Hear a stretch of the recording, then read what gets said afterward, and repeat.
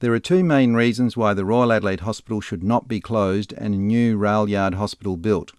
The first is that we would be abandoning the RAH redevelopment plan after completion of stages 1, 2 and 3 and wasting $1 billion of existing assets. This is an independent view of commercial law and property expert Mark Hamilton. Most of you would be familiar with the layout of the RAH campus. North Terrace is at the bottom of the map and Frome Road is to the left. Central Block is where most of these assets are housed. The rounded part is the new intensive care unit P Block. Central Block is where all the high-tech, high-cost areas are situated and where $130 million has been spent in the last decade. One can identify 18 high-cost areas. 15 of them have been completed. Let's go on a tour of them. The emergency department is both new and refurbished. It is as modern as any other emergency department. ED consultants say it is big enough if there were more inpatient beds so that patients could be moved on and did not stay in ED corridors for 24 hours or more. The 4 ED resuscitation rooms are world-class. They all interconnect, they each have radiology facilities, and you can even do open-heart surgery in each of them. The radiology department has been totally refurbished and expanded over 2 levels. Our radiology colleagues say that this is the largest radiology area anywhere in the Southern Hemisphere. The 3 investigational theatres are state-of-the-art, and the latest of these is shown here. The MRI scanner on level 2 is virtually brand new, and there is room to put another one there if desired. The intensive care unit on level 5 of the new P-Wing is brand new and was funded by a public campaign which raised $4 million. The intensive care unit surroundings are new and quality fittings are seen everywhere. There are about 45 beds, many of them sweeping in an arc facing the Botanic Gardens. The high-tech monitoring equipment is state-of-the-art. The new burns unit has been built to modern standards. It has 8 intensive care isolation rooms with ensuite facilities, all overlooking North Terrace. They occupy the best real estate on the site. The burns theatre is new and is in the same corridor. There is no lack of space. There is a mixture of new and refurbished operating rooms in general theatres. All are impressive. The 4 emergency and orthopaedic theatres are huge. You could line up quite a few high-ace vans in this emergency theatre. General recovery is the largest in Australasia. The day surgery suite is newly refurbished and has as modern a look as any other hospital. Stage 1 recovery is spacious, clean and modern. There are 2 new cardiothoracic theatres like this one. They are huge by any standard. There are 8 new cardiothoracic intensive care recovery rooms. Again, they are state-of-the-art. The renal dialysis unit on level 6 is refurbished and refitted to a contemporary standard. This is the outpatient area, and this is the inpatient area, which is interconnected, all spacious, modern and light-filled. On level 7, the new PET scanner in nuclear medicine is virtually brand new and costs more than $1 million.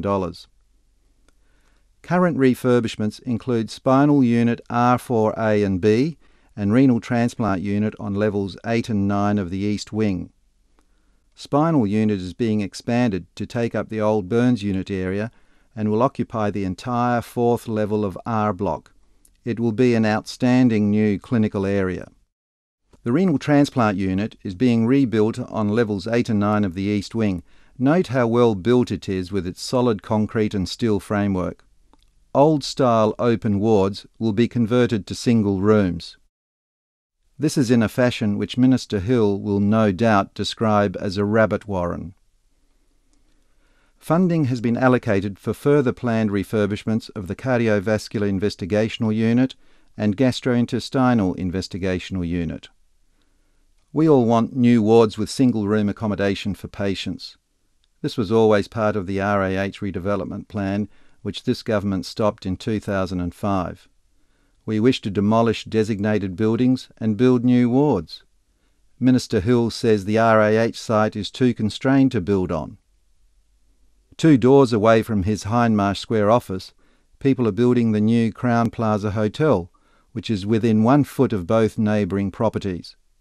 This is the nature of building in the CBD of any city.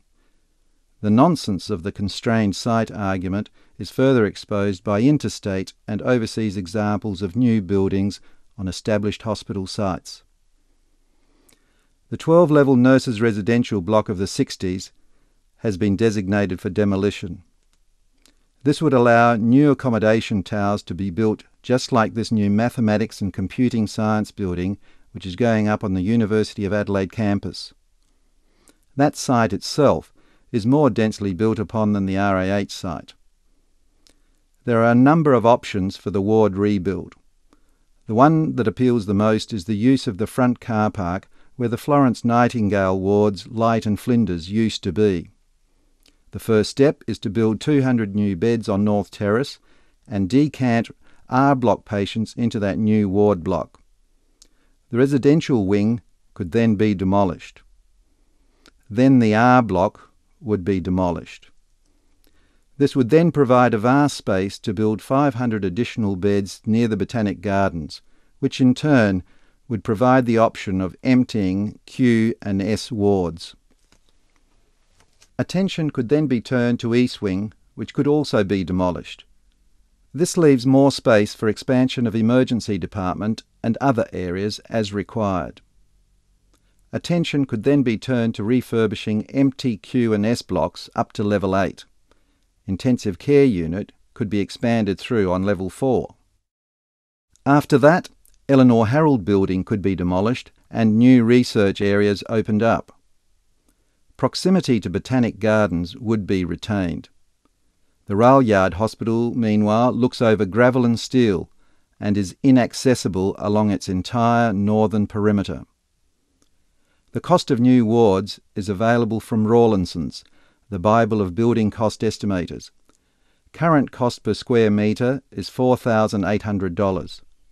Each single room with ensuite bathroom at 100 square metres would cost $480,000.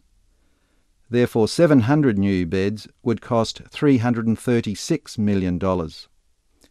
Doubling this for generous escalation would bring $672 million. If South Australia had $1.7 billion to spend, then $1.028 billion is saved. We could then have money to spend on country health, Glenside and mental health and all metropolitan hospitals. And we retain ownership of the rail yard site land. The second reason to retain the existing RAH is equally important. The preservation of the quality of medical services hinges on co-location. Co-location leads to quality of services because of the ability of the health practitioner to teach his or her students, conduct research, supervise postgraduate studies, and treat patients or supervise treatment. Co-location makes for better research, better education, better specialist care.